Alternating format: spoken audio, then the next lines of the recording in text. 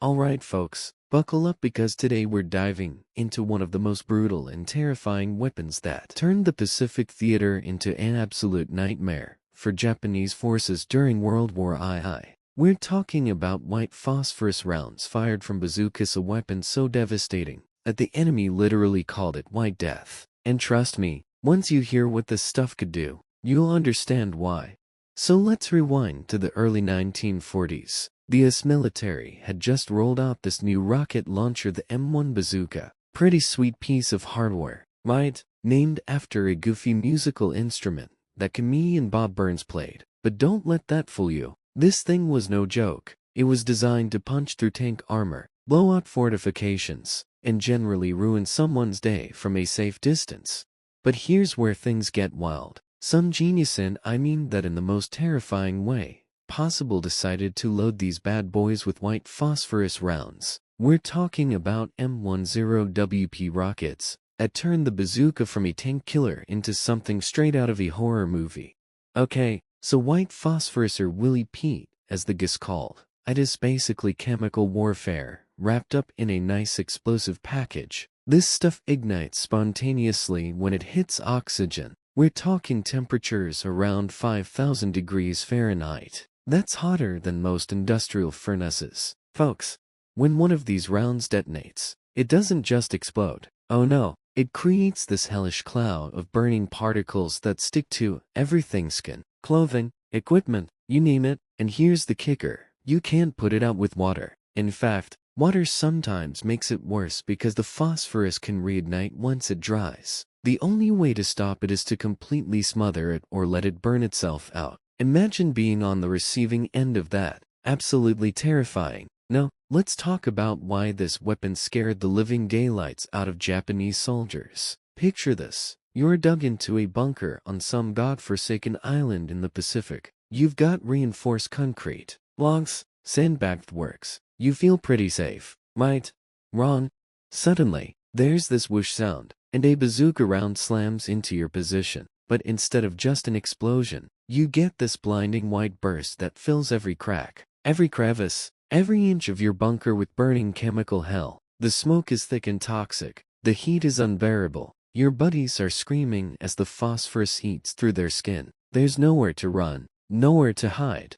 The Japanese troops started calling it Shiroishi, White Death. And man, that name stuck because it was spot on. This wasn't just about killing the enemy. It was about breaking their will to fight. When you know that White Death could come screaming at you at any moment, it messes with your head big time.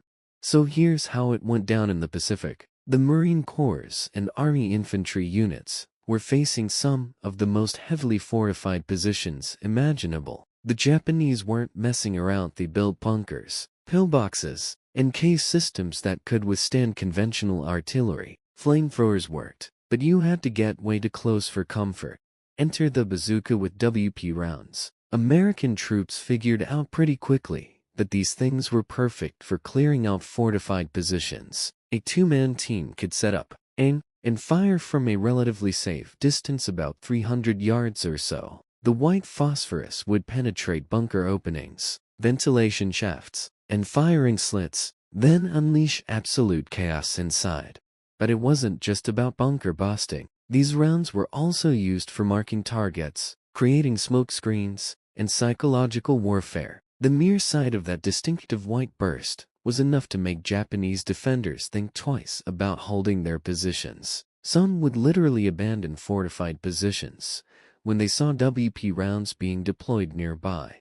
No, I'm not gonna sugarcoat this. Using white phosphorus was controversial even back then. The Geneva Conventions had rules about incendiary weapons, and WP rounds definitely pushed those boundaries. But here's the thing: American commanders were facing an enemy that fought with fanatical determination. We're talking about soldiers who would rather die than surrender, who launched banzai charges knowing they wouldn't survive, who turned entire islands into death traps.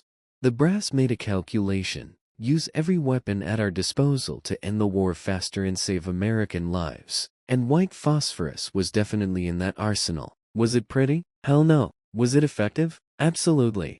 Marines storming islands like Iwo Jima, Okinawa, and palely faced nightmarish conditions. The Japanese had turned these places into fortresses with interconnected tunnels, hidden artillery positions, and bunkers that could take direct hits from naval bombardment and keep fighting. Standard tactics weren't cutting it. The WP rounds gave them an edge, a brutal, terrifying edge, but an edge nonetheless. Here's something that doesn't get talked about enough: the psychological impact of white phosphorus. War isn't just about killing the enemy, it's about breaking their ability and willingness to fight. And man, did White Death do that job? Japanese soldiers were some of the toughest, most disciplined fighters in World War II, but even they had breaking points. The combination of the horrific burns, the toxic smoke, the inability to extinguish the flames, and the screams of wounded comrades created a psychological terror that went beyond conventional weapons. Some captured Japanese soldiers later reported that their units were more afraid of white phosphorus attacks than anything else, more than flamethrowers, more than artillery, more than aerial bombing. That fear factor was a weapon in itself. When an enemy is terrified, they make mistakes, they break and run, they surrender when they might have otherwise fought to the death. Let's geek out for a second on the technical specs. The N-10 white phosphorus rocket for the Bazooka weighed about 3.4 pounds and had an effective range of around 300 yards. It wasn't the most accurate weapon in the world. Shooting a rocket from a shoulder-fired tube never is, but at close to medium range, it was deadly effective. The warhead contained about 2 pounds of white phosphorus mixed with a bursting charge. Upon impact, the bursting charge would scatter burning phosphorus particles in a roughly 35-yard radius. Everything in that kill zone was getting hit with something that burned hotter than molten lava and couldn't be easily extinguished. American troops learned to use these things in combined tactics. They'd soften up a position with WP rounds, then follow up with high explosive rounds, or assault teams with flamethrowers and grenades. It was brutal, efficient, and terrifyingly effective. Fast forward to today, and white phosphorus is still controversial as hell. Modern international law has stricter rules about when and how it can be used. It's technically legal as a smokescreen or marking tool, but using it directly against personnel in civilian areas, that's a big no-no.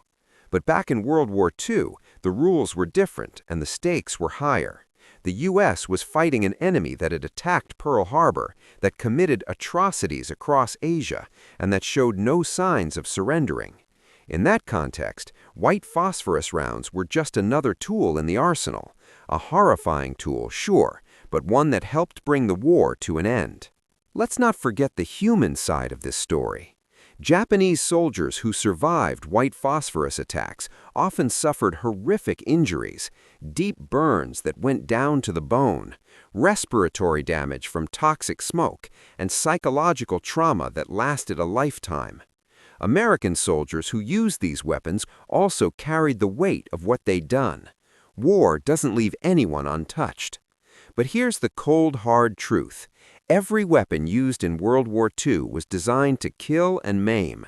White phosphorus was just more visible, more dramatic, and more terrifying than most. The alternative, a prolonged island-hopping campaign or a full-scale invasion of mainland Japan, would have cost hundreds of thousands more lives on both sides. So there you have it, folks, the story of how white phosphorus rounds turned the humble bazooka into one of the most feared weapons in the Pacific theater. The Japanese didn't call it White Death for nothing. This stuff was the real deal, a weapon that combined devastating firepower with psychological terror in a way that few other weapons could match. War is hell, and weapons like this remind us just how true that saying is. The men who fought in the Pacific faced unimaginable horrors, and they used every tool at their disposal to survive and win. White phosphorus was one of those tools, controversial, brutal, and undeniably effective. Stay tuned for more stories from the darkest corners of military history. Until next time, folks, stay curious, stay informed, and never forget the price of freedom.